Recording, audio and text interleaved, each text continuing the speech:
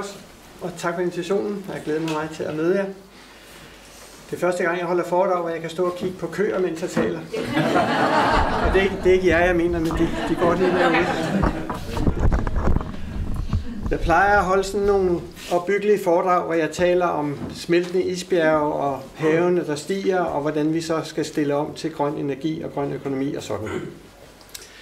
Men jeg mener om for øjeblikket, der er der noget andet, som optager mig, eller måske bekymrer mig mere, og som jeg så vil tale om. Og det er ikke kun fordi det optager mig, men det er også fordi jeg kan se, at en hel del af jer har hørt det, jeg ellers plejer at sige før. Så. Men det, som optager mig, som jeg tror, vi alle sammen går og spekulerer på, det er, hvad der sker med demokrati, med sammenhængskraft i den vestlige verden, i Europa og USA. Hvad det er, der foregår, hvorfor det foregår, og hvor det må bringe os hen. Jeg hører sådan gode bekendte komme og sige, at det vi over tænker på, det er, om der bliver krig og sådan. Altså, der er ligesom en bekymring for nogle udviklinger, som er svære at gennemskue, men som popper op mange steder i den vestlige verden på én gang. Og det har jeg tænkt mig at prøve, om jeg kan sige lidt om. Og det kan godt være, at jeg taler sådan i, kategoriske udsagn, men I må meget gerne høre et spørgsmålstegn efter alt, hvad jeg siger, fordi jeg synes, det er sådan en søgeproces, hvor vi skal forstå, hvad der sker, og lede efter veje og håndtere det på, eller måder at håndtere det på. Man kunne passende starte med et digt, som jeg tror mange af jer kender, af Yeats, William Butler Yeats, som for præcis 100 år siden skrev det digt, som hed The Second Coming, genkomsten tror jeg det hedder på dansk, som på den mest kendte verselinje, den der står øverst, Things fall apart, the center cannot hold. Han skrev digtet sådan lige mod slutningen af Første Verdenskrig, hvor han altså synes, at det var slemt, som det var, men også havde forudanelser om, at der var mere sådan uheldsvangert på vej. På mange måder er det et digt, i hvert fald den strofe der, som rammer meget præcis den fornemmelse, som mange også har i dag. Der står, Things fall apart, the center cannot hold, mere anarchy is loosed upon the world, og så står der længere nede, the best lack all conviction, while the worst are full of passionate intensity. De bedste ved ikke deres levende råd, mens de værste, de er fuld af sådan entusiasme og energi, og ved præcis, hvad de vil, og hvordan man skal gøre det hele. Det er skrevet til en anden tid, men passer godt på den tid, vi er i lige nu, synes jeg. Og nu får jeg lige sådan et meget hurtigt kavalkade af andre ældre, kloge mænd, som i vore dage siger stort set det samme. Det er en økonom, som jeg har meget respekt for, som hedder Anatol Kalecki, som siger det samme. Overalt i verden er der i dag en fornemmelse af en æres afslutning, en dyb forudanelse af hidtil stabile samfunds disintegration. Eller en borgerlig europæisk politiker, den tidligere premierminister i Belgien, Guy Verhofstadt. Vi oplever et giftigt, ustabilt politisk miljø i hele Europa, hvor populisme og nationalisme trives. Trods sine imponerende resultater gennem årtierne, risikerer det europæiske projekt nu disintegration. Eller Joschka Fischer, den tidligere tyske vicekansler og udenrigsminister og medlem af De Grønne. Der sker for tiden en foruroligende bevægelse mod højre på begge sider af Atlanten. De raser alle mod systemet og udtrykker en længsel efter simple løsninger. Thomas Friedman, fast kommentator på New York Times og forfatter til en masse bøger om verdens skæve gang. Vi oplever seismiske forskydninger i det globale systems bærende fundament med højst uforudsigelige konsekvenser. Altså udsagn, som de her herrer er fælles om, og som jeg tror mange af os måske vil bruge andre ord om, men alligevel føler, at man kan genkende, har samme oplevelse af det, der sker. Og det de jo registrerer, det er, at der er sådan en stærk vrede rundt omkring os i dele af samfundet i Europa og i USA. Og det er en vrede, som er rettet mod mange forskellige konkrete ting. Det, der er fælles, det er ligesom frustrationen, utilfredsheden med ting i det bestående. Og det kan så rettes mod de fremmede islamisterne, indvandrerne. Det kan rettes mod en forsøg på at lave en frihandelsaftale mellem USA og EU, TTIP, som hvis ikke er helt død, så er i hvert fald langt nede i dybfryseren for øjeblikket. Det kan være frustrerede landmænd, som dem her i Belgien, som protesterer over den såkaldte strukturudvikling, som i Belgien som i Danmark tvinger masser af landmænd i knæ og ud af erhvervet. Eller det kan være amerikanske kulminearbejdere, som er rasende over, at den verden, de kender, og det, de lever af og har været trygge ved, at det er en verden, der er ved at forsvinde, fordi kul er på vej ud. Det er også en vrede, som er herhjemme. Det her er en bondemand, som bor i nærheden af Ry, som I møder igen lidt senere i foredraget, som jeg besøgte for nylig, som siger, at I som bor i København, I aner faktisk ikke, hvor vrede folk er i provinsen, eller nogle mennesker er i provinsen. Vrede lag i samfundet oplever, at de er sat uden for enhver indflydelse.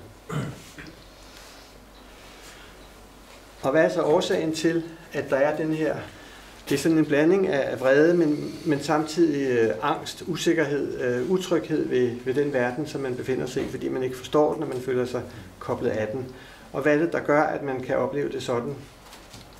Jamen det tror jeg er den her, selve vores grundlæggende økonomiske model, som stadig er den eneste, som er dominerende, men som jeg oplever er sådan, synger på sidste vers, og men sidste vers kan være meget langt, men altså som er ved at ramme nogle barrierer, som i andre foredrag, der vil det handle om, hvordan det rammer miljømæssige barrierer. Her handler det om, hvordan det rammer nogle menneskelige, nogle sociale barrierer. Altså den her vækst- og konkurrencebaserede globalisering, som sætter store befolkningsgrupper helt uden for det gode selskab, fordi de bliver hægtet af, fordi de ikke har kvalifikationer til at begå sig i en globaliseret økonomi, som har vist sig at øge den økonomiske ulighed. Godt nok vokser kagen, men det er især den rige del af befolkningen, som får mest ud af det, og kløften mellem rige og fattige vokser. Demokratiet udhules, fordi mange mennesker oplever, at de kan ikke forstå de her komplekse regionale eller globale processer, føler, at dem, der bestemmer, sidder meget langt væk og taler meget indviklet. Så man mister evnen til at opfatte sig selv som en aktiv borger. Og så er der det her med, at modellen undergraver miljø og klima, fordi den i sin iboende ekspansionstræng bruger af de ressourcer, vi har tilbage, og presser de naturgivende grænser, vi har i form af regnskov, have, klima osv. Og til sidst er der den sådan mere psykologiske eller sådan menneskelige effekt af den her økonomi, at de mennesker, som ikke føler sig som del af den, at de føler sig isoleret, de bliver bange, hvis ikke de bliver vrede, føler sig fortabt og glemt af dem, der bestemmer. Vredens art. Det her er Timothy Garton Ash, en britisk historiker, som går meget op i, eller skriver klogt og langt om, hvad det er, der foregår, som siger, at vi må forstå, at denne her utilfredshed, som vi registrerer, typisk når folk går til valg i de her tider, at den ligesom har 3 dimensioner. Det handler ikke kun om en globaliseret økonomi, det handler også om nogle sociale kløfter, som vokser, altså forskelle på folks hvad skal vi sige, privilegier og muligheder i samfundet, arbejdsmuligheder, og så handler det om kultur og identitet. Og vi er ligesom nødt til at forstå, at det her ikke bare er noget med, hvordan den økonomiske model ser ud, det er også noget med, hvordan kulturen påvirkes af den globaliserede økonomi, og hvordan socialt karakteren og identiteten påvirkes. Det her er en afhandling, som nu er, den er fra 1983, så den er, hvad er den, 24 år gammel, 34, som er lavet af Thomas Højrup, som I også vil møde senere i foredraget, en etnolog fra Københavns Universitet, som meget profetisk skrev om det glemte folk der for længe siden, hvor han beskrev, hvordan der var livsformer i samfundet, som langsomt ligesom hægtes af eller overflødiggøres af den teknologiske og økonomiske udvikling. Og dem han sådan blandt andet beskæftiger sig med, det er landmændene, hvor som I ved, rigtig mange landmænd, de presses ud af erhvervet, fordi de ikke kan følge med på den her presset til hele tiden at ekspandere og blive mere og mere effektive. Så mange landmænd mister deres traditionelle livsform, fordi de simpelthen må forlade erhvervet, eller må kombinere det at dyrke et stykke jord med andre måder at skaffe sig indkomst på. Det samme gælder fiskerierhvervet, som er et mindre erhverv end landbruget, men som er skrumpet voldsomt de seneste årtier. Også fordi der er en strukturudvikling, hvor nogle vinder og bliver store og effektive, og rigtig mange de bliver udkonkurreret og sat udenfor. Og dermed mister de den identitet, som måske ikke bare er deres egen, men deres families gennem flere generationer. Håndværkerne fulgte en periode med som nogen, som ligesom blev overflødiggjort i et vist omfang. Thomas fortæller om, hvordan der på halvøen Salling op ved Limfjorden, der var i en periode 45 forskellige møbelproducenter, sådan mindre håndværkere, som lavede sådan et rigtig flot møbelhåndværk. Og de er alle sammen, næsten alle sammen væk i dag, fordi de er fortrængt, fordi man med det indre marked og senere med sådan en bredere globalisering åbnede for konkurrence fra Østeuropa og siden fra andre lande, som simpelthen har trængt de her håndværkere ud og i øvrigt industrialiseret meget af fremstillingsprocessen, når man snakker møbler for eksempel. Industriarbejderidentiteten eller kulturen er også trængt. Der bliver færre og færre industrijob, og dem, som er industriarbejdere, oplever tit, at de har ligesom en beskæftigelse, som er meget langt fra den der globaliserede ikke atmosfære, men sfære, hvor folk handler på nettet, altså agerer på nettet og færdes i nogle helt andre luftlag, så man føler sig ligesom som en marginaliseret gruppe, fordi man bliver mindre, og fordi man er mindre interessant og central for økonomien. Og så peger Thomas Højer som den sidste marginaliserede gruppe, eller den glemte livsform, husmødrene, altså kvinderne, som er kommet ud på arbejdsmarkedet, hvad der er meget godt at sige om, men også indebærer, at den identitet eller den stolthed, som kunne være forbundet med at være en dygtig husmor, at den er forsvundet. Han siger noget med, at hvis man som kvinde prøver at italesætte, at det er værdifuldt at være en god husmor, jamen så bliver man ringeagtet og risikerer nærmest chikane. Så det er ligesom nogle af de befolkningsgrupper, hvor den her vrede, angst, usikkerhed, utryghed trives, og som kommer til udtryk i forskellige former for protester eller vende systemet ryggen. Overfor den gruppe eller disse grupper af mennesker, så er der så det, som kaldes eliten, altså dem, der trives hjemmevandt i den globaliserede økonomi. Folk, som formåede at foretage skiftet fra industrialisering til videnssamfund, og som trives fint med at være vidensarbejdere og være digitaliserede og operere i globale netværk med masser af globale forbindelser, og som for nogle vedkommende tjener rigtig gode penge på det. Og det er jo først og fremmest de store grænseoverskridende virksomheder, det er hele finanssektoren, og det er det politiske establishment, kan man sige.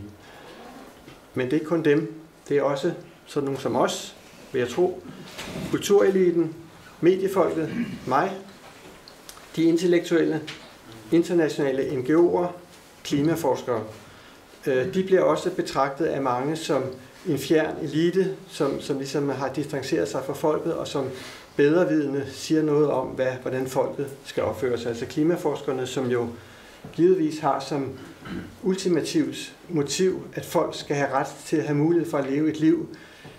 Mange mennesker hører klimaforskerne sige, I må ikke længere leve, som I gerne vil, I må ikke forbruge og producere, som I vil. Og dermed bliver de også placeret i den der gruppe af bedrevidende folk i de store byer eller i universiteternes elfenbenstårne, som dikterer tilværelsen for andre mennesker. Så det er ligesom den modsætning, som vi oplever. Jeg oplevede den i dag, det har nogle af jer måske også gjort, da jeg læste en kronik i Politikken af min i øvrigt rigtig gode ven, Bjarke Møller, som skrev, EU er en kæmpe succes og meget populær, og så kommer der ned i teksten noget med, at nu må vi altså gøre op med dommedagsprofeter og sortseere og hvad han ellers siger om dem, som ligesom er EU-skeptiske.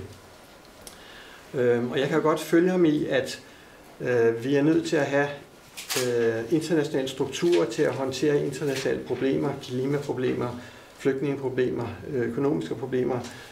Og jeg mener, det er svært at undvære EU, Men jeg kan også se, hvordan sådan en kronik er sådan en finger til dem, som føler sig marginaliseret eller sat udenfor af bureaukraterne i Bruxelles. Altså jo mere skråsikkert tilhængerne af systemet i den bedste mening siger, nu må vi altså trumle frem med EU, for EU er den eneste måde at takle vores internationale udfordringer på, jo mere støder man nogle mennesker fra sig. Uanset om Bjarke Møller har ret eller ej i sin vurdering af EU's nødvendighed, jamen så er der mennesker, som reagerer på det her ved at sige, prøv at se, hvordan de der tæller hen over hovedet på os. Så måske kan man sige, at skellet i befolkningen ikke længere går mellem højre og venstre, men snarere mellem globalister og nationalister. Eller hvis nationalister er lidt ubehageligt og forkert ord, så kunne man sige globalister og antiglobalister. Altså dem, der lever i den globale sfære og trives med det, og det vil jeg tro, mange af os hører til der, og så dem, som ikke forstår den verden, ikke er del af den, ikke har del i goderne og føler sig glemt og overset. Den her smukke sang kender I alle sammen, vi kunne synge den bagefter. John Lennons Imagine, som jo altså taler om den smukke globale vision, altså en verden uden grænser, hvor vi er et folk, hvor vi lever i fred med hinanden. Den tror jeg, vi alle sammen et eller andet sted kan tage til os. Men hvis man spørger Jonathan Haidt, som er en amerikansk socialpsykolog, så siger han, at dette er de multikulturelle globalisters vision om himlen, men for nationalister er den udtryk for naivitet, helligbrød og forræderi. Jeg ved ikke, om han har ret. Det kan være, at han er polemisk, men det er jo rigtigt, at det der billede er jo ikke det, som en hel del mennesker oplever. De vil gerne have den trygge gamle nationalstat tilbage. De vil helst holde den der uoverskuelige, store, globaliserede økonomi fra livet. Så forestille sig en verden uden grænser, uden lande, det er dog det mest frygtindgydende for mange mennesker. Når der nu er den her oplevelse af at være overset, glemt, behandlet dårligt, jamen så er der også et behov for ligesom at lede efter nogen, som kan gøre noget ved det. Den her vrede skal ligesom finde et udtryk, finde en hvad skal vi sige, omsættes til handling, og derfor så har folk med god grund søgt efter nogen, som har bud på, hvordan vi håndterer den her situation. Og her er en, som meget skarpt og klart stiller diagnosen og siger noget om, hvad det er, der er galt og hvad der skal gøres. Der er en global magtstruktur, som bærer ansvaret for de økonomiske beslutninger, der er plyndret vor arbejderklasse, frataget vort land sin velstand og anbragt pengene i hænderne på en håndfuld store selskaber og politiske enheder. Det eneste, der kan stoppe denne korrupte maskine, er jer. Det er vores mand.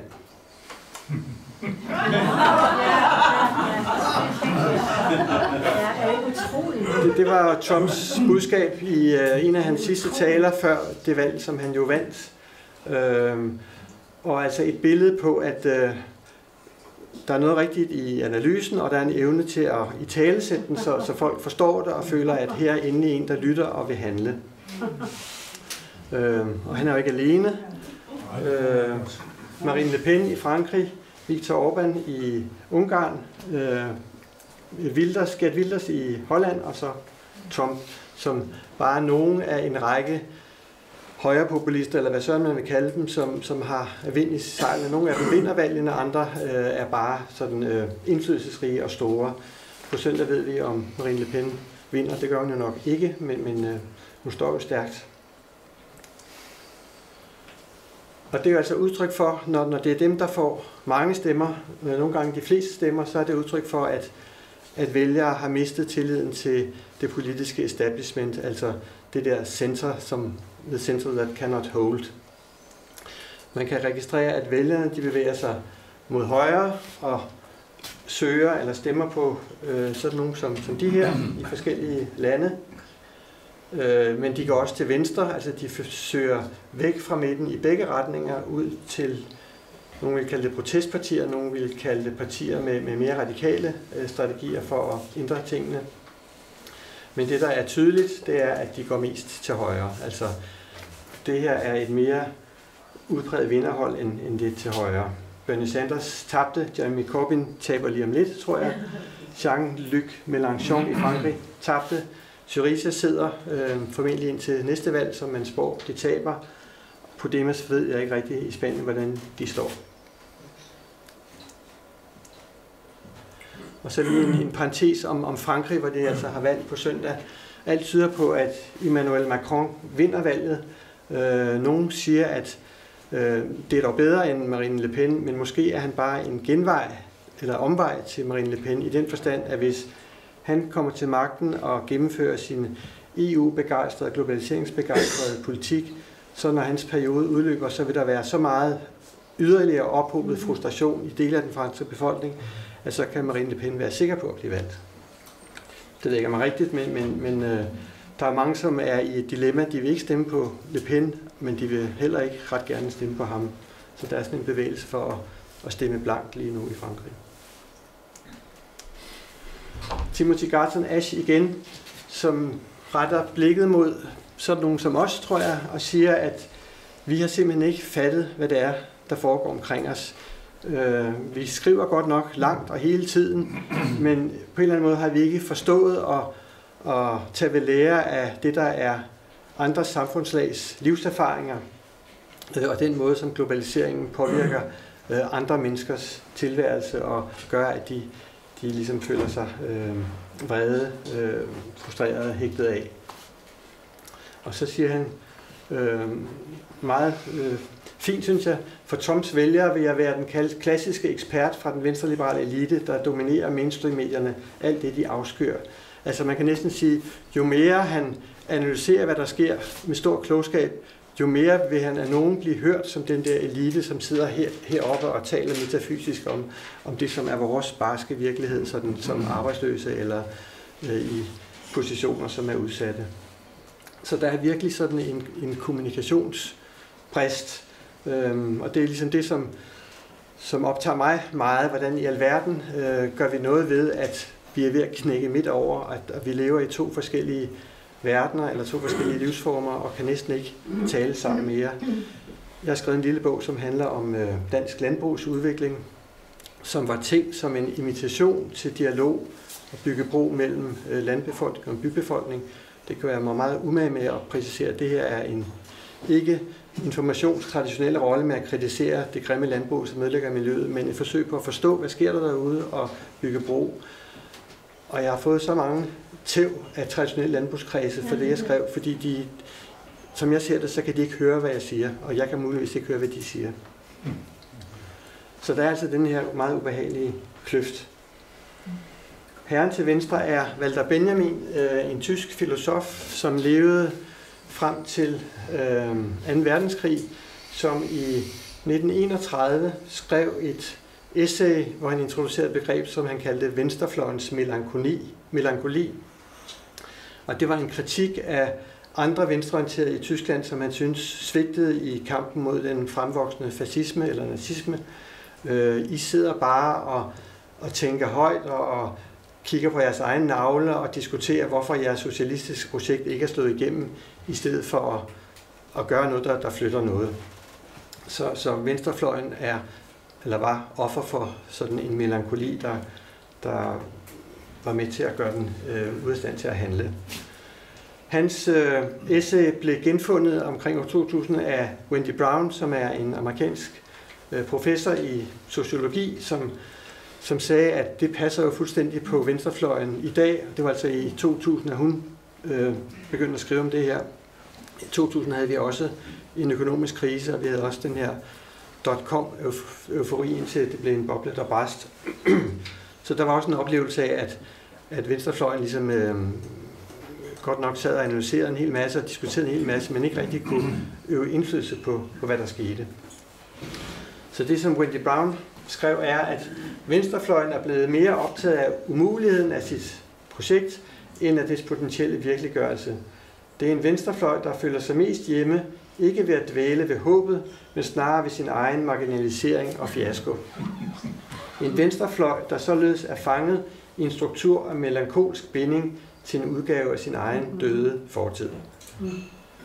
Og nu har jeg så 17 år efter fundet Wendy Browns citat, og kunne bruge det til at pege på min egen avis, som er fyldt med meget kloge venstreintellektuelle, som analyserer, hvad det er for nogle forfærdelige ting, der sker i den vestlige verden lige nu.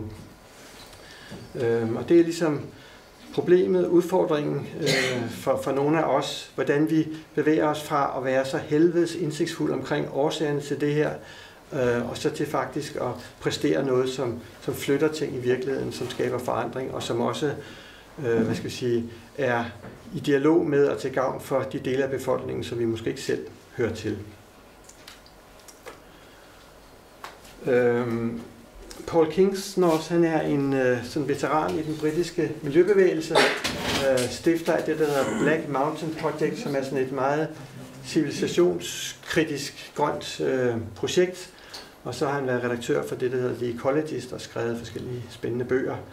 Og han siger om den her antiglobalisme eller nationalisme, at nu skal vi ikke bare blive vrede og bange for det. Vi skal indse, at de har faktisk ret i nogle ting. Der er noget rigtigt i det der ligesom, det afspejler noget ægte, nemlig at nationalisme i virkeligheden er et nyt navn for en meget ældre impuls, behovet for at høre til.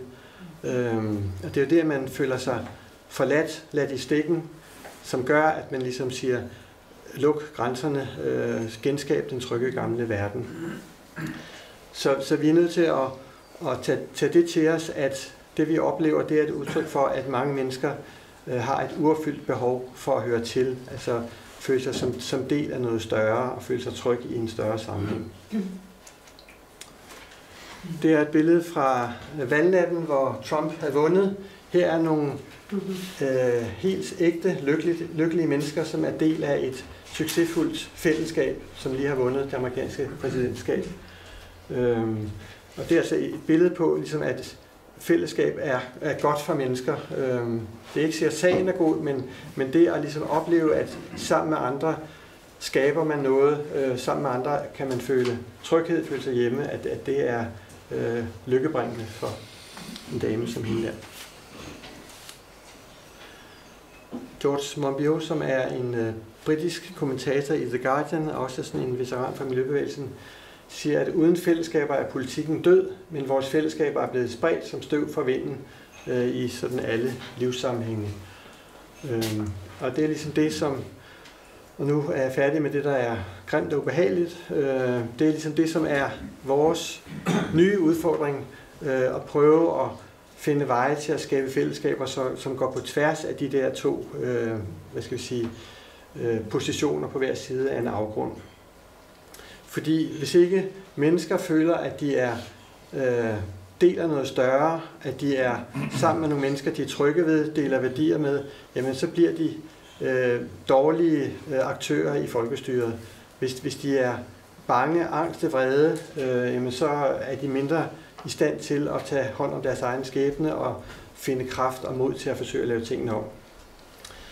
Jeg er fuldstændig klar over, at det at skabe fællesskaber er ikke svaret på alle vores udfordringer. Og ændre sådan en global vækstøkonomi til en økologisk økonomi er en kæmpestor, meget vanskelig opgave.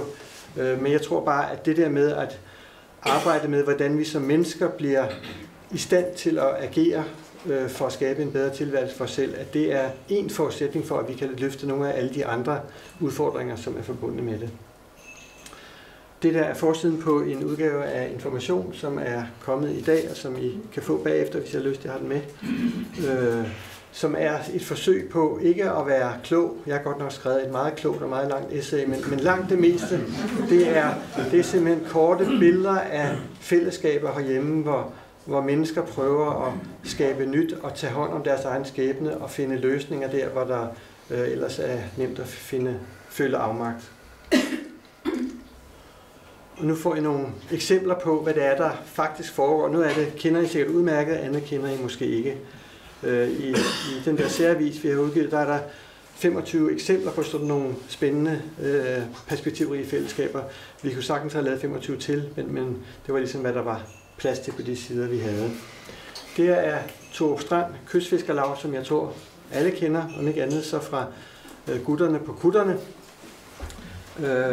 Danmarks eneste tilbageværende kystfiskersamfund, hvor man sætter fiskekutterne i vandet direkte fra sandstranden. Det var sådan et samfund, som for få år siden var ved at dø, fuldstændig ligesom mange andre kystfiskersamfund er døde, som konsekvens af, at man i 2006 begyndte at privatisere fiskerikvoterne, sådan så man kunne, hvis man havde kapital, så kunne man altså købe kvoter via køb af kuttere, store kuttere. Jo større kuttere, jo flere kvoter. Og på den måde ligesom, kapitalisere det, som før var et fælles gode. Og det betød, at små fiskerisamfund som det der, de døde på stribe. 3.000 aktive fiskekutter blev til 300 på 10 år. Altså 90% af kutterflåden forsvandt. Og vi har så til gengæld fået nogle kæmpe store industritrålere, som har en frygtelig masse kvoter og gør godt med de her kvotekonger, som I sikkert hørt om for nylig. Tore Strand Kystfiskerlaug ville ikke overgive sig. De ville finde en måde at overleve på, og de ville ikke bare overleve, de ville også præstere et bæredygtigt eller skånsomt fiskeri i modsætning til de her kæmpe store trålere, som pløjer havbunden og mere eller mindre fjerner alt, hvad der er på den. Sådan nogle kutter, som skal kunne trækkes op på stranden, de er bygget sådan med en skrue, som sidder meget højt oppe, fordi der er 3 revler, de skal trækkes henover, når de skal i land. Så hvis skruen sidder for langt nede, så går den på, og så går skibet i stykker. At skruen sidder så højt oppe, det betyder, at de er ikke indrettet til at trække et kæmpestort trål. De er nødt til at arbejde med nogle andre fiskeredskaber, et snorevod eller i fiskegarn, som er en mere skånsom, mere bæredygtig måde at fiske på, hvor man ligesom, man kan sige, omringer den fiskebestand eller fiskestien, man som fisker tror, man ved er et sted. Så de er simpelthen per definition indrettet til at være skånsomme, fordi ellers så kan man ikke have en båd, som skal kunne trækkes op på stranden. Det de har gjort, det er, at de har organiseret sig i et kooperativ eller et andelsselskab, som køber kvoter ind i fællesskab, og så deler de dem ud en gang om året til de 20 fiskere, som er med i det her lav. De startede med at sige, nu får alle 5 ton rødspætter, eller torsk, det er mest det, de fisker.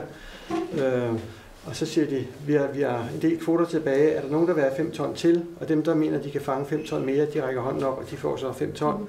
Og sådan bliver man ved, indtil kvotemængden er udtømt. Og det på en eller anden måde, så går det godt. Altså der er ligesom en overensstemmelse mellem, hvor mange kvoter de har, og de enkelte fiskers behov eller evne til at fange fisk. Så har de bygget deres egen store pakhal, hvor de bringer fiskene frisk ind, og hvor ikke mindst børnene i det her lille samfund, de hjælper, så snart fiskerne kommer ind, så står børnene klar til at rense og filetere, hvad der skal til. Og så kører der biler afsted til de markeder, som vil købe deres friske fisk. De har været med til at lave et havbådeværft, som ligger i Slette Strand, nabolandsbyen, hvor de ikke bare sådan holder det her meget avancerede håndværk med at lave sådan nogle klinkbyggede både, holder det i live og reparerer både. De er nu så relativt succesfulde, så de er ved at bygge nye både, eller de har lige søsat den første nye fiskekutter, som altså viser, at det er et samfund i fremgang. Så har de indrettet jeg tror det er et marint etnologisk forskningscenter, hvor en etnolog dels formidler omkring den her kultur eller livsform, og dels forsker i den.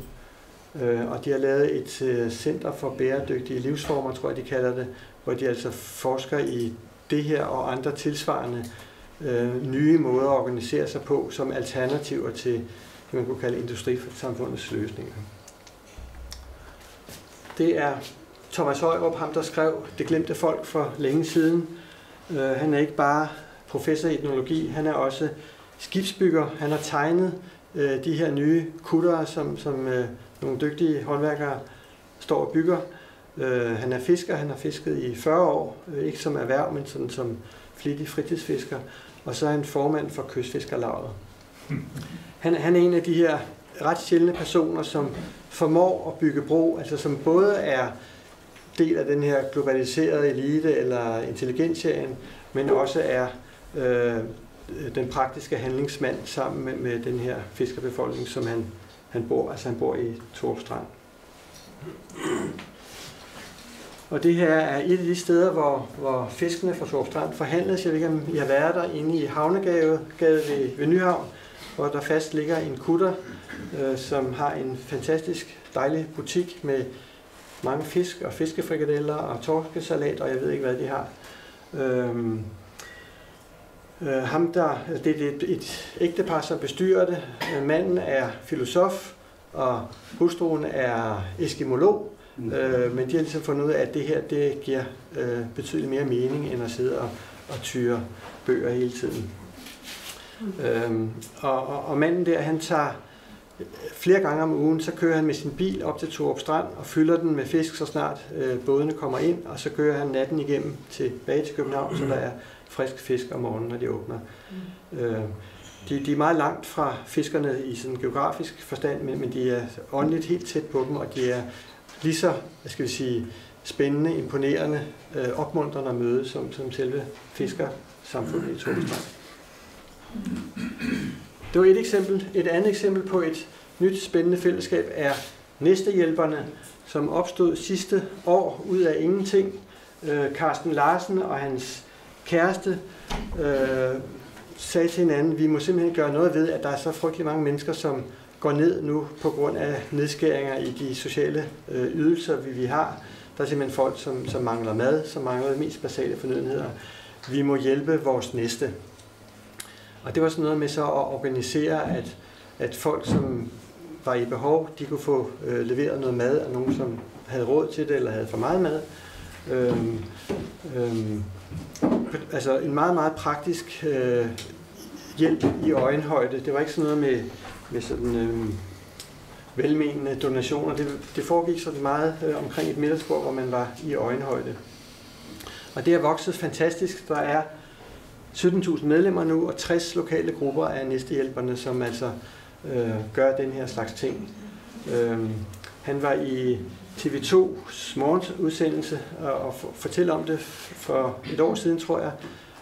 Efter han havde været der, så fik han på en dag 1000 nye medlemmer. Og det fortæller noget om potentialet, eller viljen og lysten til at engagere sig for at skabe sammenhænge og hjælpe andre mennesker. Og det, som er det ultimative mål, det er, altså der er tænkt over det her, der er hvide perspektiver, det er at bevæge sig fra det der med at komme med en pose mad til dem, der har brug for det, og så til at via de fællesskaber, som skabes omkring det her, via den bevidsthed, som skabes, og etablere en social modstandsbevægelse, som altså skal lave om på vores socialsystem og vores ydelsessystem.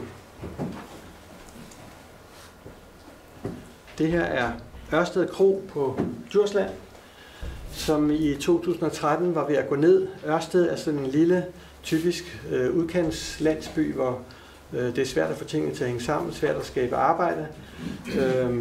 Men hvor nogen i byen sagde, at den her kro skal altså ikke gå ned. Det er et af de eneste holdepunkter, vi har for at holde sammen på det her samfund. Hvad gør vi? Og det man gjorde, det var, at man spurgte dem, der bor i byen, der bor 1500 mennesker i Ørsted, vil I være med til at investere i kroen, altså købe aktier i kroen, sådan så det bliver vores allesammens fælles eje. Og de fik på meget kort tid rejst en kapital på 1,3 millioner, som var nok til at købe kroen af den ejer, som ellers var ved at dreje nøglen om. Så i dag er kroen en folkeejet kro, og ikke bare, det er en meget traditionel kro, der er stegt flæsk hver torsdag, og der er en helt klassisk dansk traditionel menu. Der er ikke sådan noget smart, moderne nordisk køkken over det. Men ikke desto mindre er det et enormt vitalt center i den her by. Det er ikke bare en kro, det er også sådan et kultursted, et sted, hvor borgere mødes, et sted, hvor de er blevet i stand til at hyre, fortalte en af dem med stolthed, nu har vi hyret 2 af de kendte stand-up'ere, og de vil faktisk komme til Ørsted Kro og optræde, fordi det er ligesom ved at få Ry som sådan et dynamisk centrum i en lille by. Det her er, jeg tror han er Dag Christiansen, som er spejderlederen i byen, og han var en af de 3, som ligesom i 2013 sagde, kan vi ikke finde en model for at få det her til at overleve. Og han har lige været med til at renovere kroen, altså nye toiletter, nye køkkenfaciliteter og andre ting. Jeg tror, der blev lagt 6.000 frivillige arbejdstimer i den her ombygning. Så det er altså ikke bare det, at man er medejer, man er også aktiv kraft i at holde kroen i live og gøre den hele tiden bedre. Andelsbladet, det kender Ross, fordi du er med til at lave det. Det er jeg ved ikke om jeg har vel tænkt det som en genoplevning af det ældgamle andelsblad, som udkom i år 1900, som ligesom et nyt lille medie, som skal bane vej for, at andelstanken igen kommer til ære og værdighed i det danske samfund. Altså det med at organisere os på samme måde, som bønderne gjorde for længe siden. Dengang var det mejerier, slagterier, grovvejhandler, som blev ligesom en dannelsesproces for hele landbrugskulturen, men også en måde at organisere sig på, som gav et udkomme og overlevelsesmuligheder. Og nu er der altså flotte forsøg på ligesom at få den tanke til at leve igen. Og det konkrete projekt, som Ross og andre, måske især dem, der bor der, er i gang med, det er andelstanken Langeland, som er forsøg på at genopleve Langeland, eller skabe Langeland om til et andelssamfund. Og der foregår allerede spændende ting. En af dem er det er visionen at skabe flere arbejdspladser ved at øge den lokaløkonomiske aktivitet og forøge værditilføjelsen til de ressourcer, Langeland har. Og en af de ting, som de har skabt, er en egen butik, som er specielt derved, at der ikke er noget personale. Dem, der er del af andelsselskabet, de er også brugere og ejere af butikken, og de har sådan en app, som de kan låse sig ind med døgnet rundt, og så selv betjene sig. Og jeg tror, som jeg forstår det, er det et butikskoncept, man gerne vil eksportere til andre dele af Danmark. Nu skal det gå lidt hurtigt. Fodboldklubben Vestia på Vesterbro er sådan en klub, som egentlig er ud af en KFUM-tradition for meget længe siden. Det startede nok med noget med næstekærlighed, siger en af deres trænere i Dagens Avis, for vi har besøgt dem. Men altså en fodboldklub, hvor det her med, at drømmen er, at til sidst bliver man solgt til Real Madrid, ikke eksisterer. Man er meget bevidst om, at det her er drevet af lyst, og det er en proces, som handler om at gøre små drenge større, ikke nødvendigvis rige eller berømte, men altså mere tillidsfulde og med mere tro på sig selv. Man har hele tiden en arm om skulderen på hinanden, siger de. Frie Bønder, Levende Land er en lille organisation af husmænd, dem der ikke ville være med, da husmandsforeningerne fusionerede med landbrugforeningerne og blev til Dansk Landbrug, som siden er blevet til Landbrug og Fødevare. Der var en lille gruppe, som insisterede på at leve videre i sådan husmandstraditionen og altså lavede den her organisation. Og er op imod den her strukturudvikling. Det her er Landbrug og Fødevares formulering, ikke som en kritik, men som en konstatering af fakta af, hvad strukturudviklingen handler om. Og der er mange måder at illustrere det på, og det kan være, I kender det. Her bare et sådan lidt anderledes måde at illustrere, hvad der er sket i dansk landbrug. Det her er en bondegård i 1970, og den jord, som den havde og som den levede af, eller som familien levede af. I 1980 havde de købt noget jord til, i 90 havde de købt mere til, og i 2000 endnu mere, 2005 så meget mere, plus 2 bondegårde ekstra, og i 2010 så meget. Det er altså en bedrift, det her, ikke? Og det er sådan en anden måde at vise, det der omvendte af den her kurve, som er ligesom faldet i antal landbrugsejendomme i Danmark. Hvis man forlænger kurven, så viser hvor mange der forsvinder lineært, så er der så er det cirka 5 år til, at der er en landbrugsbedrift tilbage i Danmark. Jeg tror ikke, det går sådan, jeg tror, kurven flader ud, men vi er helt klart på vej mod nogle meget få kæmpe store brug. Med mindre, at det lykkes nogen at få en anden kultur til at leve. Landmændenes formand, Martin Merrild, siger, at det er der ikke noget at gøre ved. Og det virker som en meget dårlig virksomhedsstrategi, altså at han understøtter en udvikling, som afskaffer hans medlemmer med fuld fart. Han kan så trøste sig med, at Landbrug og Fødevare i dag jo også er organisation for noget andet end landmænd, nemlig for fødevareindustrien og den agrokemiske industri. Monsanto er medlem af Landbrug og Fødevare i dag, så der er, hvad man sætter til på gyngerne, må man vinde på karusellerne. Ole Davidsen, som jeg viste meget tidligt, er en af de her frie bønder, som har en lille gård i det, der hedder Javngyde, som ligger ved Ry. Og han siger, det er dog besynderligt, som Stockholm-syndromet har ramt mine kolleger i landbrugserhvervet. Altså at man, ligesom hvis I kan huske gidseltagningen i Stockholm for meget længe siden, at ofrene solidariserer sig med dem, som ligesom har taget en som gidsel.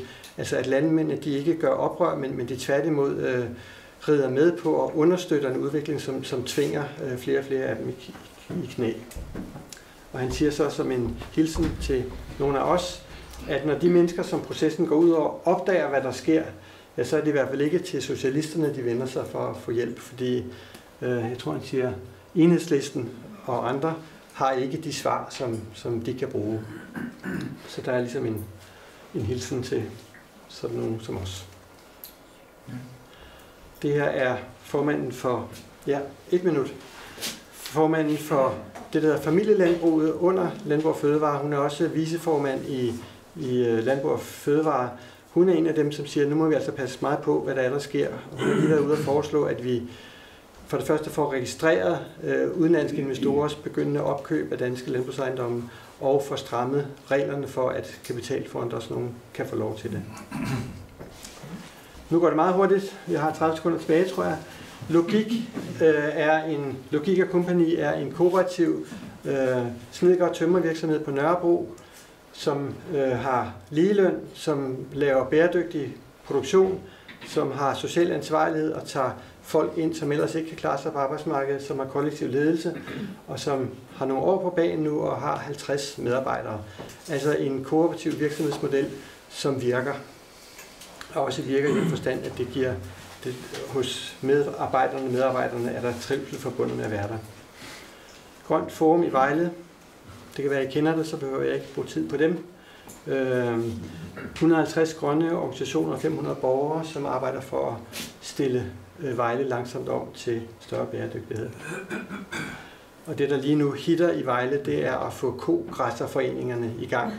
Altså det her med, at man vil meget gerne have afgræsset nogle engarealer, og der er også nogle landmænd, som gerne vil have deres køer ud på, gratis marker og have hjælp til at holde øje med køerne, og det får man så borgere med på, så man laver nogle kogræsserforeninger, hvor borgere bistår landmændene og bistår med samtidig at få afgræsset nogle naturarealer. Her er listen over de 25 eksempler, vi har med i den her dagens avis, og som sagt kunne man nævne mange flere. Og der er andre, som er opmærksom på, at der sker noget nyt, og det her det er noget, der vokser og har perspektiv.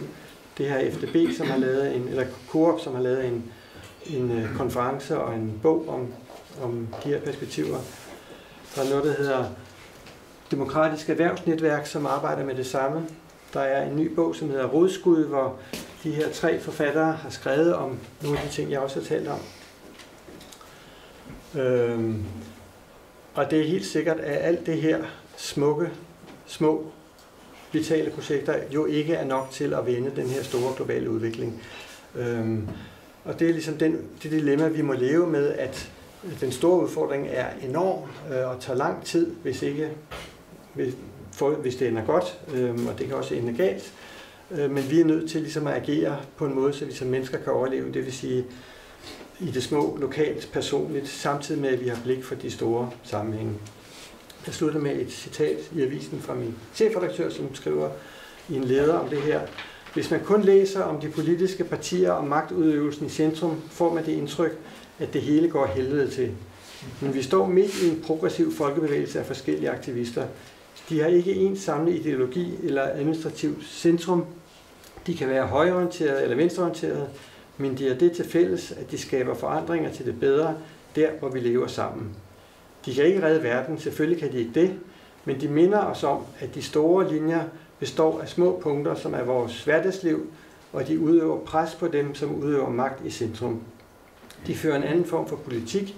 De viser vejen fremad, så vi kan se dem, når de tager deres verden tilbage. Tak skal I have.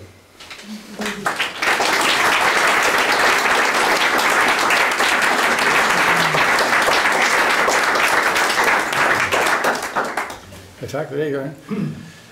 Ja, nu skal vi have en lille dialog. Og jeg vil godt lægge ud selv med et par bemærkninger, Jørgen. Jeg tænkte på, at du nævnte, at skillelinjen i det går gennem globalister og antiglobalister. Men jeg vil bare sige, at min mening, antiglobalisterne, de kan ligesom deles op i 3 grupper. Den ene gruppe, jeg vil sige, det er de venstre intellektuelle. Og på en anden gruppe, det er de der højere xenofobiske folk, som er mest imod, uden at de har egentlig nogen konstruktivt alternativ til det eksisterende. Og det er faktisk, ligesom du nævner, en del af det der Stockholm-syndrom. De faktisk stemmer på de samme folk, som vi er modstandere af, uden at de overhovedet er klar over det. Men den tredje gruppe, som jeg selv tilhører, det her det er en aktivistgruppe, som er kritisk over for begge to. De mener sådan set, at de venstre intellektuelle ikke har nogen jordforbindelse i virkeligheden, og de højre aktivister, de er xenofobiske, og de har heller ikke nogen alternativ. Og det er sådan nogle grupper, som de her 30 stykker, du nævner, er så fantastisk glad for, at du lægger lidt vægt på dem, fordi den klassiske måde, at journalisterne beholder problemstillingen, det er hele tiden, de er sammenlignet på den ene side de venstre intellektuelle, og på den højre side de der xenofobiske. De glemmer altid den store gruppe, som arbejder positivt, med en positiv vision på fremtiden. Og efter min mening, hvis der sker nogle ændringer overhovedet i fremtiden, det er den gruppe, som vil skabe det. Det er hverken de venstre intellektuelle eller højre, efter min mening. Og det interessante her, den gruppe, den aktivistgruppe, er ikke et specielt venstrefløj.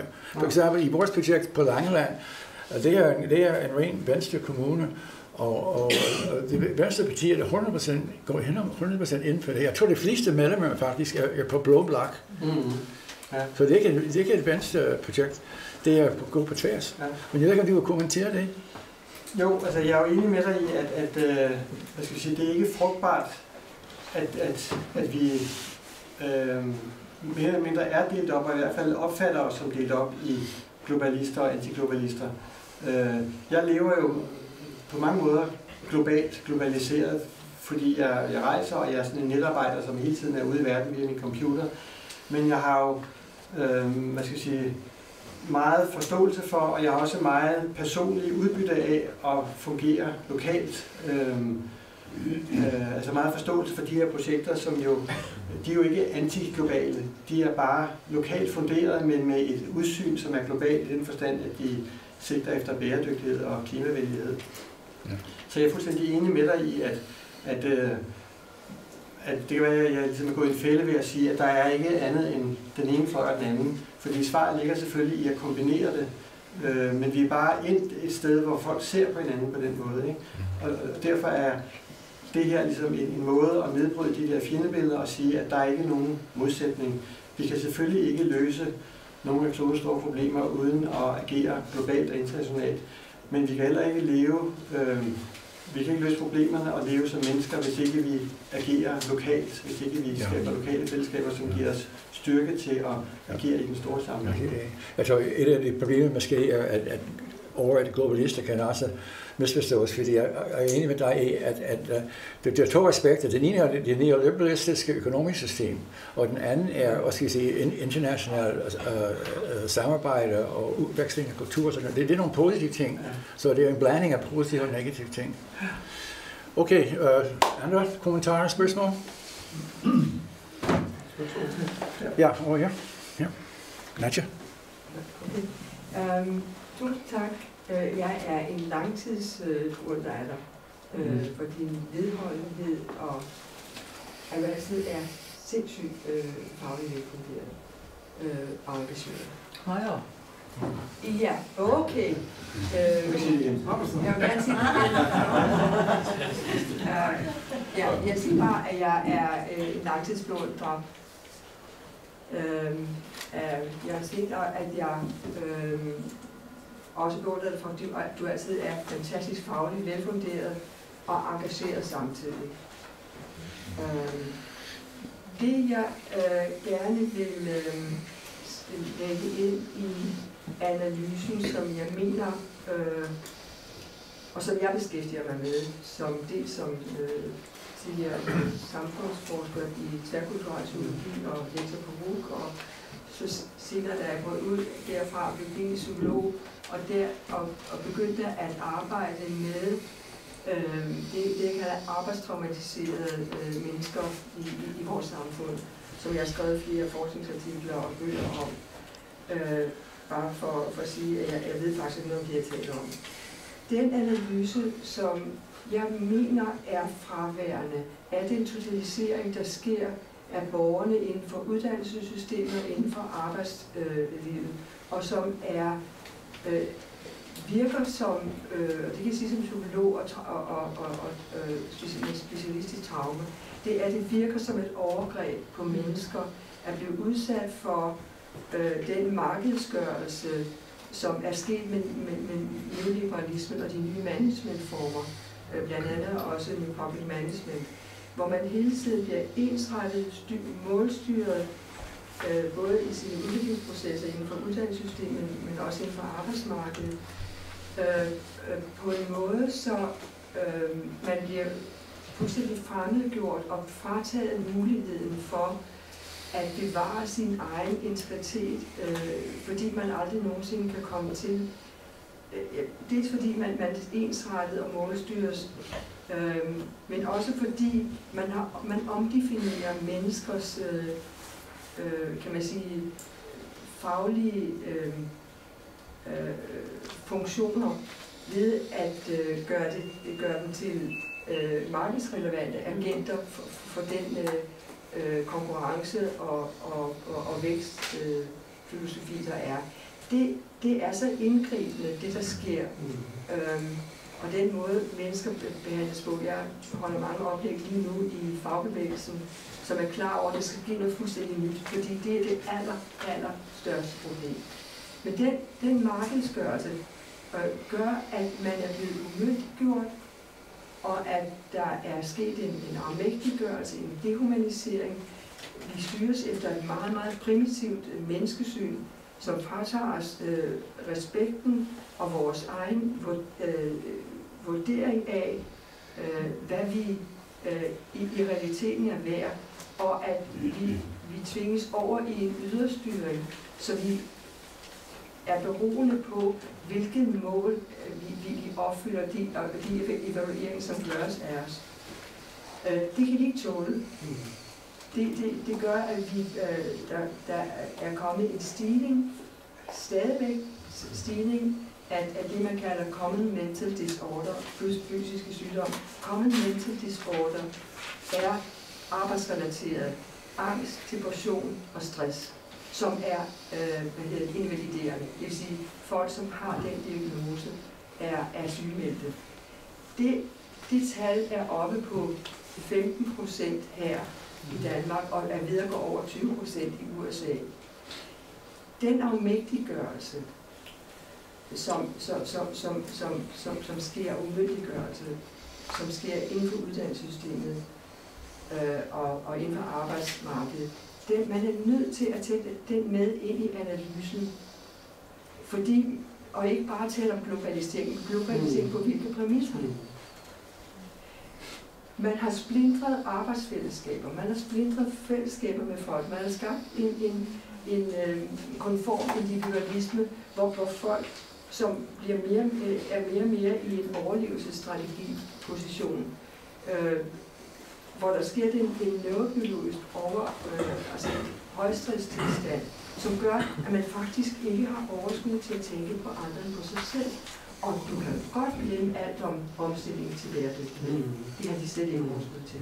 Det er en meget, meget stor procentdel af verdens befolkning, af vores befolkning her i Danmark. Den del af analysen vil jeg meget gerne dele med dig og med information, men jeg får ikke lov til det, fordi de kronikker, jeg sender ind, bliver ikke svaret, og de anmelder ikke mine bøger. Og de bøger, som jeg også sammen med kollegaer skriver som antologier om det her emne. Det er et meget, meget overset emne, og det gør, at de små tiltag, som jeg virkelig, jeg elsker alle de her 25, du har stillet op, men jeg vil ønske, at I også siger, den rovdrift og den forkerte brug af menneskelige ressourcer, det er lige så vigtigt at tage ind i hele bæredygtighedstanken. Okay, tak for det, Nadia. Ingen omstilling til bæredygtighed. Okay, det er også færdigt. Jamen, jeg lytter mest, og respekten er gensidig. Jeg kender nogen af selv dit arbejde. Nu er jeg så ikke anmelder, så det er ikke faldet i min lod, og jeg kan sige ja eller nej til dine bøger, men jeg ved godt, hvad du laver, og hvor vigtigt det er. Og jeg lytter mest, fordi det er egentlig det, jeg ved mest om. Og der er brug for at lytte, kan jeg forstå. Jeg synes bare, det er interessant, når du siger, at det, der foregår, er omægtiggørelse, fordi det hedder, det er kompetencegivende. Altså, det, som det officielt hedder, er det modsatte af det, der i virkeligheden sker, ikke? Altså jeg vil sige, der er så meget newspeak omkring det, der sker, som ligesom er for at skønne det, og også anerkendende arbejdsledelse og at sælgende grupper. Men rent faktisk er det sådan, at det er ikke muligt, man kommer hele tiden i dobbeltbindende situationer, hvor det ikke er muligt at opfylde de mål, som man er sat til at opfylde. Og det gælder inden for alle professioner, hvor man først, og det er jo en ændring, som er sket der med ryggen på borgerne, hvor man startede med at svine alle forskellige professioner ud for, at de ikke har været gode nok, og de skulle blive bedre, og man ikke, man sløser med statens midler, og nu skulle det blive effektivitet, og hvad ved jeg. Og det er en skrue uden ende. Det jeg møder i fagforeningen nu, det er rå afmægtighed. Og som er nødt til at blive aflyst af et nybrud, at der skal ske noget nyt, og man er nødt til at se mennesker sådan, som vi er. Og ikke som den karikatur, som man er nødt til at dehumanisere os til, for at kunne styre mennesker på den måde. Det er en totalisering af borgerne. Okay, jeg tror, vi skal videre. Jeg flere, der vil gerne sige noget her. Jeg tror først, det var Niels. Niels, okay. Jeg har jo været i Colorado for at møde Trump-vælgerne. Og det kan godt være, det er noget af det, som præger, det du hedder? Nadia. Lidt det samme. Jeg mødte nogen, der var overrøgt og var helt ude at køre. Men det, der jeg fandt ud af, det er, at der er konservative, jeg var interesseret i konservative. De konservative har en anden tankegang. De har en meget stor tro kirken og fædreland. De er patrioter. De er stolte af deres historie. De er stolte af deres land. De vil godt lide deres land. De ønsker ikke, at det bliver ødelagt. Så de værdier føler de, at i Amerika har der været en women's rights movement, altså affirmative action, abortion rights, ligestilling. Der har været Rainbow Coalition. Og der spurgte jeg netop, hvad er det, der gjorde, at de var så republikanske, og de hissede så meget op. Så sagde de, at det var en meget stor provokation. Altså, hvis vi bare kunne være fri for det der, så ville de være mere åbne over for at tale om økonomien. For det kan godt være med økonomien, fordi Trump, du netop viste i det der, har sagt alle de der ting, som bekymrer folk, at de store selskaber har meget magt, at eliten i Washington, og finanseliten, og uretfærdigheden for finanskrisen, og alt det der. De er meget, meget enige i, at det der korruption skal stoppe, og det er også derfor, de valgte Trump. Altså godt stik modsatte, det er jo en helt anden side sag. Men det er, at den gruppe vælgere vil du aldrig få i tale, så længe du bliver ved med at provokere dem med alle de andre ting. Og det er derfor, jeg tænker på, at der er brug for en ny midte, som ligner lidt en rød DF'er eller en eller anden mere vestorienteret Dansk Folkeparti, som er meget nationale, meget patriotiske, meget antiglobale, men samtidig har en mere kritisk holdning til erhvervslivet. Det tror jeg, der mangler, og det er derfor, der er mange vælgere, der er hjemløse, og så kunne du måske få Trump-vælgerne i tale.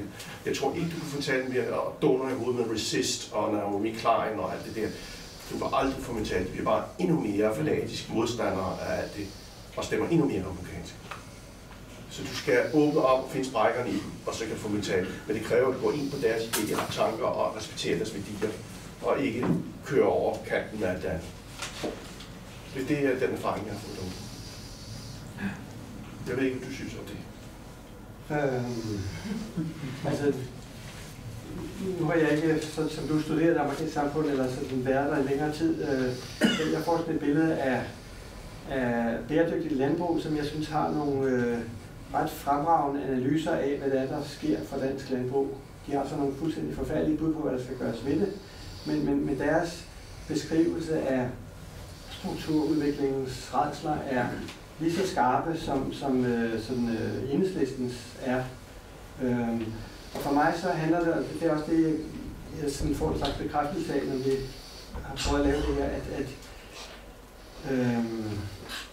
altså det handler om at tale hen over den der kløft.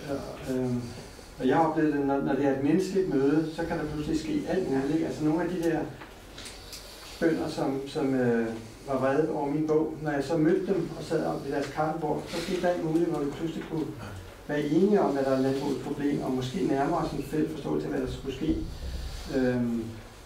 For jeg tror, det er jo de færreste af Trumps vælgere, som er onde mennesker, ikke? De er bare på en måde presset eller nødvendigt. Jeg ved ikke, hvad man gør i USA, men herhjemme tror jeg, at det handler om at finde en måde, ikke at isolere sig som melankolske venstreorienterede, men gå ud og tale med andre samfundsgrupper. Og jeg tror sådan nogle projekter, altså det at redde Ørsted Kro, det er noget, som den sikkert enlige kandidat fra Enhedslisten og de 10 fra Venstre og de 7 fra Dansk Folkeparti kan være sammen om. Ikke? Så selvom det er småt med sådan nogle fællesskaber, så er det, at det er konkret, og det er konkrete møder mellem mennesker, som kan bryde isen og i bedste fald fjerne nogle af de der misforståelser eller forkerte fjendebilleder, vi har i hinanden. Ja. Jeg rejser mig op. I kan jo godt sige, at jeg hører til dem, der har været, det er der sikkert mange af jer, der sikkert har været politisk aktiv i størstedelen af mit liv. Og jeg har hørt mange analyser igennem tiden, altså læst mange analyser, helt tilbage fra slutningen af 1960'erne. Og jeg ser ingen forandring. Men jeg ser forandringer, når aktivismen slår igennem, enten i form af for eksempel de ting, du viser her. Jeg har selv været pædagogforeningsformand i et område i Odense, og kunne se, hvordan aktivismen, og hvor bæreren sammen med vi andre simpelthen gik ud og lavede nogle ting om natten og malede på gaderne, nogle slogans og sådan noget, som satte gang i hele debatten. Jeg tror dybest set, at vi kan ikke få underkende alt det arbejde, der foregår, for jeg læser selvfølgelig analyser også, for vi er klogere på tingene. Men dybest set, så tror jeg bare, vi skal ikke lade det køre, som det vil, men jeg tror dybest set, vi skal bringes ud i en situation, hvor vi føler behov for at bruge hinanden. Det, nu kan vi tage dit eksempel, at du er ude hos forskellige fagforeninger og fortælle dem, at det er selvfølgelig lederne af fagforeningerne, du er ude og snakke med. Og vi ved jo lidt om, hvad der sker i 3F nu i disse dage her, ikke? Hvor de er jo lidt af et dilemma, de har bakket op om LO's ledelse, altså 3F's ledelse, og det er jo lidt usmart, fordi nu kan det være, at der kommer et gevaldigt brud i 3F, og mange medlemmer går ud, fordi de lige præcis føler sig svigtet. Og jeg tror dybest set, at vi kan skrive lige så tosset vi vil. Der skal handling til. Vi skal ud i forsamlingshuset. Vi skal derud, hvor vi selv er en del af lokalsamfundet. Og prøve på at leve os ind i, som du siger, lige så snart man sidder og snakker med dem, så begynder vi at kunne tale sammen. Alt det andet der med mange læserbreve og det ene og det andet, det fører ikke til en skid. Og jeg har altså selv i størstedelen af mit liv altså svunget imellem at være ret politisk aktiv i et parti, og så være aktivist. Og der, hvor jeg har fået flest resultater, det er altså gennem aktivismen. Og så er risikoen for, at den kan komme til at drøne ret kraftigt mod højre i en politisk reaktion ved en folkeafstemning. Frem for det, andre kan måske ønske i en anden retning. Men det er svært. Jeg kan kun se en ting. Det er handlingen sammen med andre mennesker. Og specielt de mennesker, som føler sig udsat. Nu er jeg så heldig, og det er der måske også andre af, at jeg har en baggrund fra et hjem, hvor min familie var ufaglært, og hele mine brødre og alle dem er også ufaglært. Så derfor så er det en lidt anden tilgang, jeg også har til det, for der fik jeg altid øre til for det, jeg sagde. Og det er jo det, jeg begyndte at blive klar over, at alle mine fine holdninger, de førte sgu ikke til noget, og heller ikke, at jeg kom på universitetet og kunne lande analyserne, og kunne beskrive det for dem, hvad deres situation var. Det kom ingen vejen, fordi det var noget helt andet, der skete. Så jeg beklager, men vi kan tale længe. Men der er kun én ting, det går hjem, og så ser jeg komme i gang blandt de mennesker, man bor sammen med. Ja. Når jeg nu klapper, så vil jeg sådan ikke modsige dig, men alligevel, jeg tror, vi skal passe på med de der fælder, vi altid går i med at sige, enten skal vi gøre det ene, eller også skal vi gøre det andet. Vi er nødt til at gøre alting på én gang. Altså, der kommer først, det hele kommer først. Vi skal både, og det siger jeg også, fordi jeg lever af det, vi skal både skrive, og vi skal være aktivister. Men du sagde det der med, at vi skal opdage, at vi har brug for hinanden, det tror jeg er enormt vigtigt. Og det der med det der kystfiskerlag, som jeg er forelsket med, er et rigtig godt eksempel. Altså, hvad skal kystfiskere med en professor i etnologi? Når Thomas Højer beskriver fiskerne, som han lever sammen med, så siger han, altså nogle af dem kan næsten ikke læse og skrive, og de har en kultur for at drikke øl og slå på tæven og sådan noget. Men de har opdaget, at Thomas Højer er god at sætte i banken og til at tale med politikere, så de kan ikke undvære sådan nogen som ham. Og omvendt, han kan ikke bruge sine fine etnologiske analyser til noget som helst, hvis det forbliver på papir, hvis ikke det bliver til en måde at forvandle virkeligheden på. Og det gør dem, der håndterer den materielle virkelighed. Ja. Først tak til dine inspirationer og oplæg. Min baggrund er, at jeg har simpelthen været lærer i 20 år, så har jeg været fagforeningsmand i Danmarks Lærerforening i 20 år, og de sidste 10 år har jeg så arbejdet med finanser i forsikringsselskab. Lærerne har deres eget forsikringsselskab, som jo både er en forretning, men også, tror vi selv, er et fællesskab. Og det er det, der driver mig til at sige de ting, jeg siger nu her. Mine erfaringer som fagforeningsmand var, at hvis man skal være politiker, så skal man have nogle troværdige skræmmebilleder og nogle troværdige visioner. Og som jeg plejede til for i de år, når man har nogle troværdige skræmmebilleder, så siger folk, det er jo fandme rigtigt, kan I ikke godt tage af det? Også vi har valgt til det. Hvis man har held til at få nogle visioner, så kan man billedligt talt få folk til at læne sig frem og sige, det lyder fandme spændende, det vil jeg godt være med til at fuldføre. Og det er den anekdote, jeg kom i tanke om, da jeg læste avisen i dag, og derfor jeg også er her i dag. Jeg synes, det er meget vigtigt, at vi prøver at fokusere på, hvor vi kan trække nogle flere med. Så har jeg forelsket mig for 14 dage siden i et eksempel, jeg læste, ikke i Information, men i Politikken, som jeg også læser. Nogle unge mennesker, som gik på arkitektskolen/designskolen i København. De tager alle sammen nu udgangspunkt i FN's 17 bæredygtighedsmål. Og det, der fangede mig der, det var, at på den ene side, så var det med til at tænde ild i de unge. Undskyld mig, når vi ser os omkring her, så har vi jo ikke så forfærdelig mange unge til stede. Så ja, der er ikke. Men det synes jeg var den ene rigtig spændende ting. Men den anden ting var, at de unge sagde, når de kom rundt i verden, og eksemplerne var fra Kina, hvor de havde nogle fantastiske eksempler på at nedsætte CO2 og så videre ved at lave cement, og det sand, de havde der i stedet for at importere det. Når de kom med deres 17 bæredygtighedsmål, så var der brug over, så kunne de snakke med alle de der ting. Og det fører til det sidste, jeg vil genere med at sige, det er jo noget med, det er utrolig vigtigt, at vi ikke netop falder i den fælde, vi lige var inde på der, og sige, at det kun skal være aktivisme og ting. Vi skal jo også have dem med, som har studeret i mange ting år. Det har jeg simpelthen også selv gjort, så jeg har i moden alder taget en uddannelse som pædagogisk antropolog, og det gjorde jeg så ved at studere hvad fanden er det, der sker, når de på produktionsskoler kan få nogle af dem i gang, som vi ikke havde helt med at få i gang via folkeskolen. Og det var på den ene side solskinshistorie. De lavede nogle relationer med de unge mennesker og satte dem i gang med hænderne, og det var skide godt. Men for ligesom at bygge bro over til dem, så nedgjorde de uddannelse. De nedgjorde teori. Og det er jo ikke skide smart, for de skal jo videre fra produktionsskolerne ud i et uddannelsesvæsen, hvor de også skal have teori. Så hvis vi kan nå frem nogle smukke historier, uden at kaste snavs på, hvad vi har samlet sammen teoretisk. Kommentar? Nej, jeg er meget enig, altså. Okay. Så tror jeg, Titlab. Ja. Jeg ser den her fællesskabsbevægelse som betydningsfuld, fordi hvis vi ser historisk på det, så det, der går forud for det her, det er jo økologibevægelsen og vedvarende energi, vindmøllerne, og hvor for mig set forudsætningen for den kommercielle succes, der er i dag, det er jo alt den civilsamfundsaktivitet, der har været der. Altså jeg tror ikke, at den succes havde ikke været der, hvis der ikke havde været en masse engagerede borgere, hvis der ikke havde været nogle politiske forbrugere, hvis der ikke havde været nogle iværksættere, som havde været dybt idealistiske.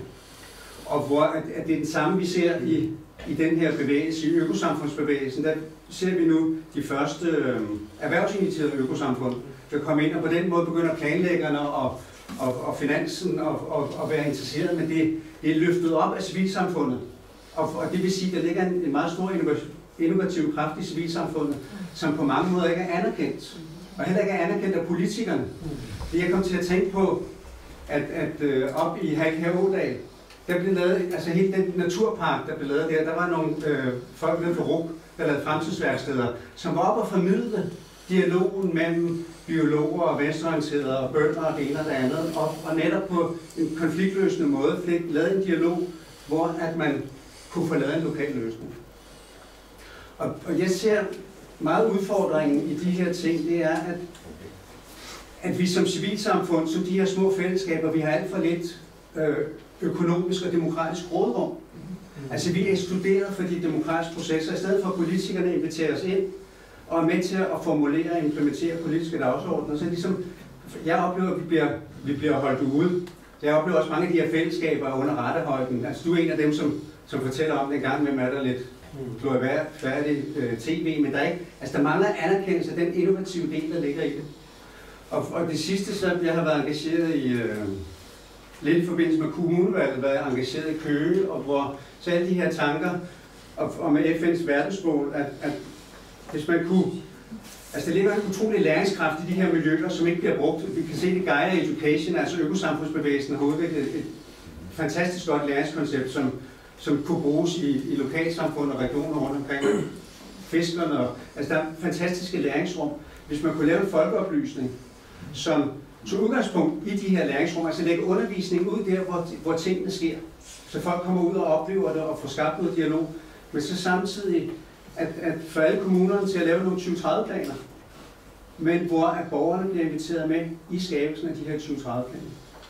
Og få lavet nogle processer, som rækker langt frem, men det kræver, at politikerne tør, og de skal have nogle mindre munde og nogle større ører, altså de skal stille spørgsmål, i stedet for at komme svar. Jeg tror jo, at politikerne er dem, der kommer allersidst i den her proces. Ikke? Jeg tror, at den anerkendelse, du efterlyser, den er mange steder i lokalsamfund, hvor man har skabt nogle alliancer eller nogle projekter, som tilfører lokalsamfundet noget økonomi, eller noget job, eller noget fremtid. Ikke? Det synes jeg, det er ikke fordi jeg ved så meget om de her ting, men altså, det er min fornemmelse, at rundt omkring, hvor mennesker sætter sig til at redde en kro eller lave en ny type produktion, der er anerkendelse af det i lokalsamfundet, fordi det har en umiddelbart positiv effekt. Men det går helt hen over hovedet på politikerne og de djøffere, som rådgiver dem. Et enkelt eksempel, som du mangler, det er på Djursland er der rigtig mange af de her aktiviteter, og og det betyder jo, at der er en masse hubs, som bliver forbundet, og noget af de, som forbinder med, det er, at de er ved at lave en lokal valuta, der hedder Djurs. Altså, og det er jo netop så at få et finansielt værktøj, eller valutaværktøj, hvor man så også får økonomien til at køre rundt, og fordi den kun kan bruges lokalt, så ser man jo de ressourcer, som der er lokalt. Så at der ligger simpelthen så mange fantastiske værktøjer i de her ting. Okay. Så Ole? Ja, meget gerne. Tak skal du have. Det var interessant, det der. Jeg har bare spørgsmålet. Jeg er blevet 80, og jeg er gammel ingeniør, og været mange år væk, og beskæftiger mig med solenergi. Og helt simpelt, altså den vestlige verden, jamen, den eksisterer jo kun af en bestemt årsag med al sin magt og økonomi, energi. Men med energien, er det bekendt med den, jamen det fra min tid, altså det var jo tør, og så blev det kul, og så blev det lidt olie, og nu meget olie, og nu meget gas, og nu til sidst er det vind. Overordnet, jeg taler ikke engang om Danmark. Vind er suspekt. Sol er suspekt jo. Det politiske apparat, jeg tilslutter mig lige der, selvom en mand, der sagde noget. Også i Danmark, for det foregår over det hele. Der er det russerbekymringer for de ledninger i Tyskland, men ingen interesse, egentlig politisk. Så hvad skal jeg stole på? Er det en overstyring politisk købt eller indlært? Det er jo ovenfor, vi har nu omstående. Helt fra starten i, at det der, det kan ikke betale velfærden. Sol er jo gratis. Ja, det ved jeg ikke. Du ved sikkert mere end jeg har læst flere, jeg vil gerne se. Jeg har læst nogle forskellige ting gennem årene med dig. Ellers kender jeg dig ikke. Men bagefter vil jeg godt have en snak med dig. Men ja, det kan jeg sgu bare tage mig. Men også lige derovre så er der en. Det vil jeg altså meget gerne. Der er lidt aldersforskel. Men vi har sgu samme syn på det. Det er jo dødsens farligt. De andre tiltag, jeg har hørt forskelligt. Det hele afhænger af det, der foregår i samfundet. Forfærdelige ting sker jo. Ingen kan gøre noget ved det andet. Bog på og helt andet ud af ørerne. Bortset fra de engagerede mennesker, der forsøger at gøre noget for det store antal. Der er faktisk ikke. De er magtesløse. Eller magten er taget frem. Du ved helt bestemt meget mere om solenergi, end jeg gør, men jeg har ikke det billede af, at det er sådan suspekt, eller altså, jeg tror, jeg ved ikke om det er vind og vejrforhold, som bestemmer det, men Danmark fik ligesom et forspring på vindenergien, det er der, vi udviklede kompetencer, ikke? Og det er det, vi så tjener en masse eksportkroner på. Det er da kun, undskyld, jeg afbryder. Det er kun fordi alle mulige andre, nej, de sagde, lad dem om det. Ja, det kan jo være, ja. Men andre steder er solenergien jo på voldsom fremmarch, og priserne falder dramatisk, så jeg oplever, at vi står midt i et gennembrud, som også sikkert når Danmark, men især regioner, hvor der er endnu mere solenergi inde. Det er min fornemmelse, at han har ret, at den store energimafia, som nogen kalder det her i Danmark, er meget orienteret omkring vind, og politikerne bakker op om det. Så er det også, men det er et misinformation. Tror du ikke på det? Nej, og det er derfor, at solen bliver nedprioriteret. Det er ligesom, de har satset på Dawn og den model. Ja. Og gas, ja. Nå, vi har måske tid til et spørgsmål til. Ja. Og det er egentlig bare en kommentar til det, du siger. Jeg gik på Brandbjerg Højskole i 1980, og der var en biologilærer, som arbejdede med vindenergi og biogas ude bagved højskolen, og var meget optaget af det. Og der var også en politiklærer, der hed Jens Bilgrav Nielsen, som senere blev energiminister. Så da han blev energiminister, der satte han fuld skrue på støtte til udvikling af vindenergien fra græsrodsniveau til et større niveau, og det er det, vi lever af i dag, kan man sige. Men det var, fordi der var en meget visionær energiminister, som havde rødder ude i højskolen og ude i forsøgslandet der. Jeg husker situationen. Ja. Og det mangler vi jo på Sol. Vi mangler nogle visionære energiminister og så videre i den borgerlige regering nu, ikke? Jo. Der var jo også en meget visionær informationsjournalist, Tony Møller, som jo var en af dem, der satte vindenergien i gang, og lavede sin vindatlas og sådan noget. Så information har været på banen i rigtig, rigtig mange år. At vores følge på Djurs nu. Kurt? Ja. Jeg vil sige noget om hvad jeg synes, der gør det svært at være menneske i dag. Udover at vi skal forholde os til de her meget, meget store globale problemer, som afstedkommer den udvikling, eller den polarisering, som på meget flot beskrevet med dem, der er globalister og dem, der ikke er det. Så synes jeg, det er meget, meget svært at forholde mig til den enorme mængde af information, jeg får i dag, som er uden sidestykke til noget andet, jeg har oplevet i mit liv. Altså, der kommer nyheder hele tiden, når der er nogen, der kører, en gal mand, der kører ind i menneskemængden i Stockholm eller Berlin, så ved jeg 12 minutter efter det er sket, og jeg kan følge med i det minut for minut, hvad jeg absolut ikke har lyst til. Og jeg tror, der er mange mennesker, der har det på den måde, at de har svært ved at agere i den der informationsstrøm. Så jeg vil bare bemærke, at det er jo påfaldende, at når det er dårlige nyheder, der vælter ned over os stort set hele tiden. Og det er jo så påfaldende, at når der så kommer nogle gode nyheder, eller når der er nogle gode nyheder, så udkommer de et særtillæg. Det er jeg rigtig glad for, at de gør. Ja. Altså det må I citere mig for, men så lad du for guds skyld være med at læse aviser og se fjernsyn. Jeg mener det på den måde, at vi er jo nødt til som mennesker at vælge noget fra, fordi vi får serveret hele klodens udfordringer og trængsler hver eneste dag, og det kan vi jo ikke håndtere. Det er jo en bevidst handling, vi ikke har været nødsaget til at foretage i samme grad, som vi er nødt til det nu. Og det kan jo også være, at det lægger sig op af det, som Nadia taler om. Altså, vi bliver stresset. Vi bliver stresset på en måde, som vi ikke er blevet stresset før. Fordi vi simpelthen skal vælge så meget fra. Mit fag eller min branche, det handler, da jeg startede, der handlede det om at på besværlig vis at skaffe informationer, så man kunne skrive en artikel. Og pressemeddelelser kom med posten, så en døgn efter de var sendt, og så videre. Ikke? Nu handler mit job om at smide informationer væk, altså sortere, ikke? Fordi vi er videre information overload. Bjørn, sidste bemærkning? Jo, ja, altså der er en ting, som jeg synes er meget vigtig, altså når man prøver ligesom at lægge brikkerne op, og det er jo det, at man hele tiden leder efter en løsning, altså ligesom et stort bogstav, som man kan rette sit fokus på.